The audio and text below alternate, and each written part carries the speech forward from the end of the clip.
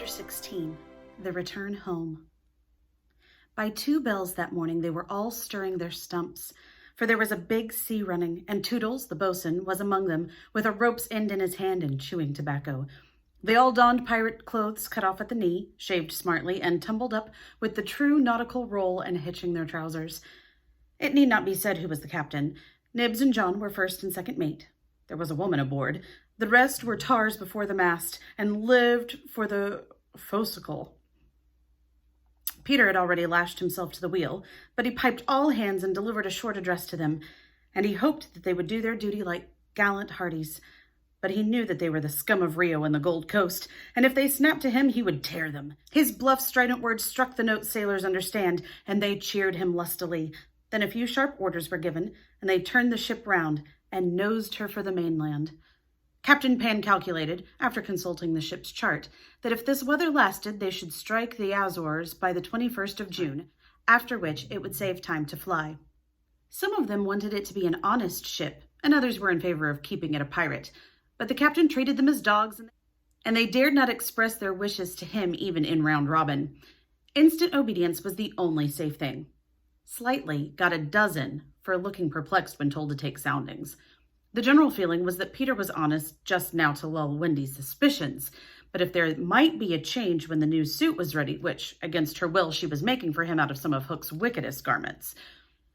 It was afterwards whispered among them that on the first night he wore this suit, he sat long in the cabin with Hook's cigar holder in his mouth and one hand clenched, all but the forefinger, which he bent and held threatening aloft like a hook. Instead of watching the ship, however, we must now return to that desolate home from which 3 of our characters had taken heartless flight so long ago. It seems a shame to have neglected number 14 all this time, and yet we may be sure that Mrs. Darling does not blame us. Even if we had returned sooner to look with sorrowful sympathy at her, she probably would have cried, "Don't be silly, what do I matter? Do go back and keep an eye on the children." So long as mothers are like this, their children will take advantage of them, and they must lay to that. Even now we venture into the familiar nursery only because its lawful occupants are on their way home. We are merely hurrying on in advance of them to see that their beds are properly aired and that Mr. and Mrs. Darling do not go out for the evening. We are no more than servants. Why on earth should their beds be properly aired, seeing that they left in such a thankless hurry? Would it not serve them jolly well right if they came back and found that their parents were spending the weekend in the country? It would be the moral lesson that they have been in need of ever since we met them. But if we contrived things in this way, Mrs. Darling would never forgive us. One thing I should like to do immensely, and that is to tell her, in the way authors have, that the children are coming back, that indeed they will be here on Thursday week. This would spoil so completely the surprise to which Wendy, John, and Michael are looking forward. They have been planning it out on the ship. Mother's rapture, Father's shout of joy, Nana's leap through the air to embrace them first, when what they ought to be preparing for is a good hiding. How delicious to spoil it all by breaking the news in advance, so that when they enter grandly, Mrs. Darling may not even offer Wendy her mouth, and Mr. Darling may exclaim pettishly, "Dash it all, here are those boys again."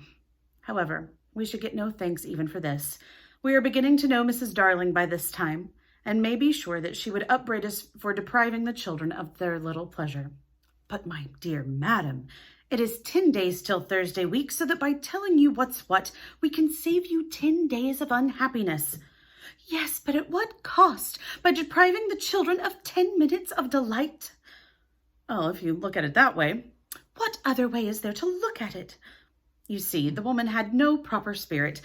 I had meant to say extraordinarily nice things about her, but I despise her, and not one of them will I say now. She does not really need to be told to have things ready, for they are ready. All the beds are aired, and she never leaves the house, and observe, the window is open. For all the use we are to her, we might as well go back to the ship. However, as we are here, we may as well stay and look on. That is what we all are, lookers on. Nobody really wants us, so let us watch and say jaggy things, and in hope that some of them will hurt. The only change to be seen in the night nursery is that between 9 and 6, the kennel is no longer there. When the children flew away, Mr. Darling felt in his bones that all the blame was his for having chained Nana up, and that from the first to last she had been the wiser than he. Of course, as we have seen, he was quite a simple man. Indeed, he might have passed for a boy again if he had just been able to take his baldness off. But he had also a noble sense of justice and a lion courage to do what seemed right to him. And having thought the matter out with anxious care after the flight of the children, he went down on all fours and crawled into the kennel. To all Mrs. Darling's dear invitations to him to come out, he replied sadly but firmly, "No, my own one, this is the place for me." In the bitterness of his remorse, he swore that he would never leave the kennel until the children came back. Of course, this was a pity, but whatever Mr. Darling did, he had to do in excess. Otherwise, he soon gave up doing it. And there never was a more humble man than the once proud George Darling, as he sat in the kennel of an evening, talking with his wife of their children and all their pretty ways. Very touching was his defense of Nana. He would not let her come into the kennel, but on all other matters, he followed her wishes implicitly. Every morning the kennel was carried with Mr. Darling into the cab, which conveyed him to his office, and he returned home in the same way at 6. Something of the strength of character of the man will be seen if we remember how sensitive he was to the opinion of his neighbors. This man whose every moment now attracted surprised attention. Inwardly, he must have suffered torture, but he preserved a calm exterior even when the young criticized his little home, and he always lifted his hat courteously to any lady who looked inside. It may have been quixotic, but it was magnificent. Soon the inward meaning of it leaked out, and the great heart of the public was touched. Crowds followed the cab, cheering it lustily. Charming girls scaled it to get his autograph. Interviews appeared in the better class of papers, and society invited him to dinner and added, "Do come in the kennel." On that eventful Thursday week, Mrs. Darling was in the night nursery, awaiting George's return home. A very sad-eyed woman. Now that we look at her closely and remember the gaiety of her in the old days, all gone just now because she has lost her babes, I find I won't be able to say nasty things about her after all. If she was too fond of her rubbishy children, she couldn't help it. Look at her in her chair, where she has fallen asleep. The corner of her mouth, where one looks first, is almost withered up. Her hand moves restlessly on her breast as if she had a pain there. Some like Peter best and some like Wendy best, but I like her best. Suppose, to make her happy, we whisper to her in her sleep that the brats are coming back. They are really within 2 miles of the window now and flying strong. But all we need whisper is that they are on their way. Let's. They're on their way. It is a pity we did it, for she has started up, calling their names. Wendy. And there is no one in the room but Nana. Oh, Nana, I dreamt my dear ones had come back. Nana had filmy eyes, but all she could do was put her paw gently on her mistress's lap, and they were sitting together thus when the kennel was brought back. As Mr. Darling puts his head out at it to kiss his wife, we see that his face is more worn than of yore, but has a softer expression. He gave his hat to Liza, who took it scornfully, for she had no imagination and was quite incapable of understanding the motives of such a man. Outside, the crowd who had accompanied the cab home were still cheering, and he was naturally not unmoved. "Listen to them," he said. "It is very gratifying." "Lot of little boys," sneered Liza. "There were several adults there today," he assured her with a faint flush, but when she tossed her head, he had not a word of reproof for her. Social success had not spoiled him. It had made him sweeter. For some time he sat half out of the kennel, talking with Mrs. Darling of his success, and pressing her hand reassuringly when she said she hoped his head would not be turned by it. "If I had been a weak man," he said, "good heavens, if I had been a weak man." "And George," she said timidly, "you are as full of remorse as ever, aren't you?" "Full of remorse as ever, dearest. See my punishment, living in a kennel?" "But it is a punishment, isn't it, George? You are sure you are not enjoying it?" "My love!" You may be sure she begged his pardon, and then, feeling drowsy, he curled round in the kennel. "Won't you play me to sleep?" he asked, "on the nursery piano." And as she was crossing to the day nursery, he added thoughtlessly, "And shut that window. I feel a draught." "Oh, George, never ask me to do that. The window must always be open for them. Always, always." Now it was his turn to beg her pardon, and she went into the day nursery and played, and soon he was asleep. And while he slept, Wendy and John and Michael flew into the room. Oh no, we have written it so because that was the charming arrangement planned by them before we left the ship, but something must have happened since then, for it is not they who have flown in. It is Peter and Tinker Bell. Peter's first words tell all. "Quick, Tink," he whispered. "Close the window, bar it. That's right. Now you and I must get away by the door, and when Wendy comes, she will think her mother has barred her out, and she will have to go back with me." Now I understand what hitherto puzzled me. Why, when Peter had exterminated the pirates, he did not return to the island and leave Tink to escort the children to the mainland. His trick had been in his head the whole time. Instead of feeling that he was behaving badly, he danced with glee. Then he peeped into the day nursery to see who was playing. He whispered to Tink, "It's Wendy's mother. She is a pretty lady, but not so pretty as my mother. Her mouth is full of thimbles, but not so full as my mother's was."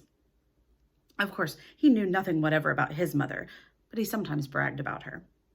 He did not know the tune, which was "Home, Sweet Home," but he knew it was saying, "Come back, Wendy, Wendy, Wendy," and he cried exultantly, "You will never see Wendy again, lady, for the window is barred." He peeped in again to see why the music had stopped, and now he saw that Mrs. Darling had laid her head on the box and that 2 tears were sitting on her eyes. "She wants me to unbar the window," thought Peter, "but I won't, not I." He peeped again, and the tears were still there, or another 2 had taken their place. "She's awfully fond of Wendy," he said to himself. He was angry with her now for not seeing why she could not have Wendy. The reason was so simple. "I'm fond of her too. We both can't have her, lady." But the lady would not make the best of it, and he was unhappy. He ceased to look at her, but even then she would not let him go. He skipped about and made funny faces, but when he stopped, it was just as if she were inside him, knocking. "Oh, all right," he said at last, and gulped. Then he unbarred the window. "Come on, Tink," he cried, with a frightful sneer at the laws of nature. "We don't want any silly mothers." And he flew away. Thus Wendy and John and Michael found the window open for them after all, which of course was more than they deserved. They alighted on the floor, quite unashamed of themselves, and the youngest one had already forgotten his home.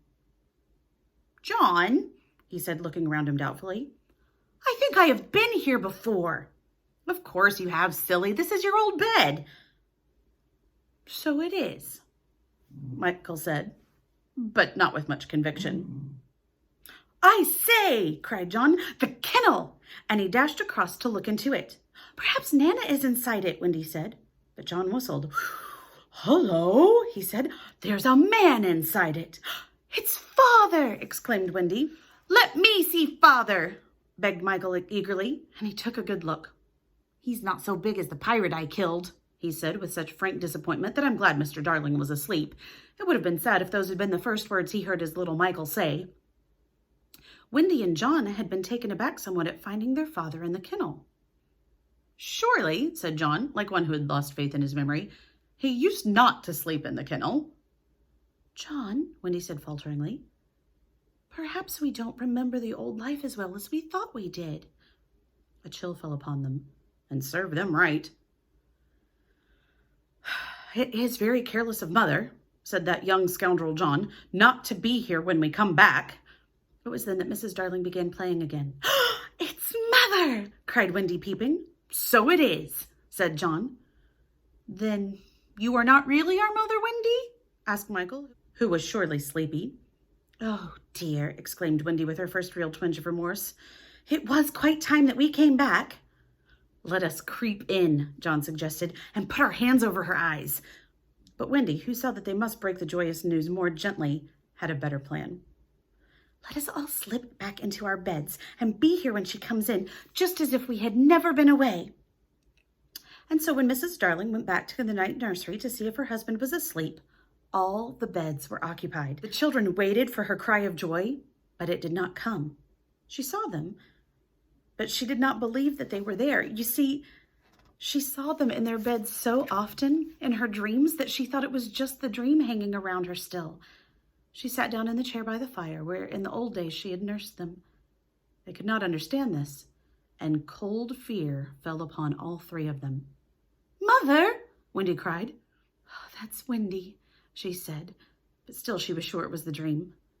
"Mother!" "That's John," she cried. "Mother!" cried Michael. He knew her now.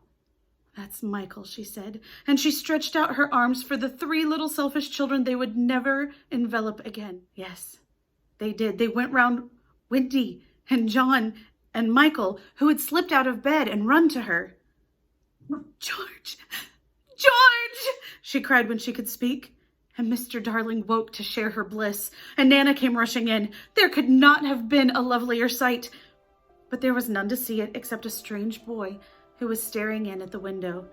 He had ecstasies innumerable that other children can never know, but he was looking through the window at the one joy from which he must be forever barred.